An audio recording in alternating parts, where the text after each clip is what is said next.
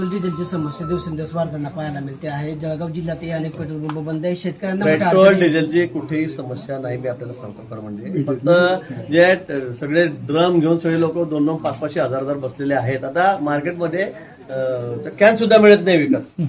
एवढं शॉर्टेज त्या कॅनचं झालेलं आहे. मी आपल्याला सांगतो की गेल्या वर्षी या वेळेमध्ये या महिन्यात जेवढं पेट्रोल डिझेल विकत गेलेलं होतं त्याच्यापेक्षा 25% मागणी जास्त झालेली आहे. 25% मागणी. आता कसं काय एवढं पेट्रोल डिझेल कसं काय लागतंय. पण आता सध्या पेट्रोल डिझेलच्या युद्धामुळे थोडं निश्चित त्याच्यामुळे थोडी कमी होती. पण आता सध्या मुबलक डिझेल पेट्रोल सगळ्यांकडे या ठिकाणी आहे. पण फक्त हे जे कॅन घेऊन सगळे 5-5 हजार लोक बसलेले आहेत आणि नंतर मग ते रस्त्यावर घेऊन ब्लॅकमेल करतायत, विकतायत. सगळेच नाही, काही लोक गरजू पण आहेत की ज्यांना आवश्यकता आहे त्या कॅनमध्ये. पण त्यातले बहुतांशी लोक 80% लोक आता ब्लॅकमेल करण्यासाठी उतरलेले आहेत. कोणी पोरांना धरायचं, महिन्यात धरायचं, 100-200 रुपये रोज घे, 150 रुपये रोज घे, ही 30 लिटरची टँक भरून घे, ही कॅन भरून घे आणि तेच पेट्रोल नंतर डिझेल आलं की 100-150 रुपयाला बाहेर विकायचं.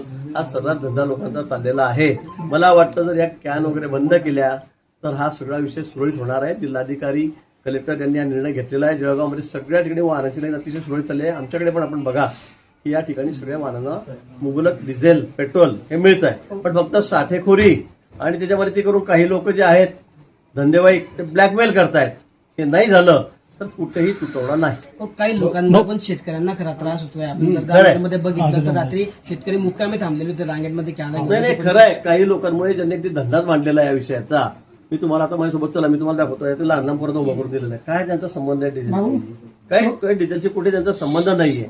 पण लहान लहान मुलं, अतिशय गरीब घरातले, आम्ही सगळ्यांना ओळखतो, महिला गरीब रोजंदारी करतात, त्यांना सुद्धा उभं करून टाकलं लाईनीमध्ये. त्यासाठी त्यांना डिझेलचं कामच नाहीये. पण काही ठराविक लोक ते पाठवतात, त्यांना 100 रुपये देतात, ते कॅन ताब्यात घेतात, तीच भाव 1.5 भावाने विकतायत. हे योग्य नाही मला असं. त्यामुळे शॉर्टेज आहे, कृत्रिम शॉर्टेज आहे. तसं खरं म्हणजे कुठेही डिझेल पेट्रोलचं शॉर्टेज नाही.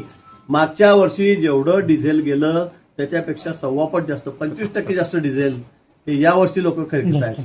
मग कुठे चाललंय डिझेल एवढं?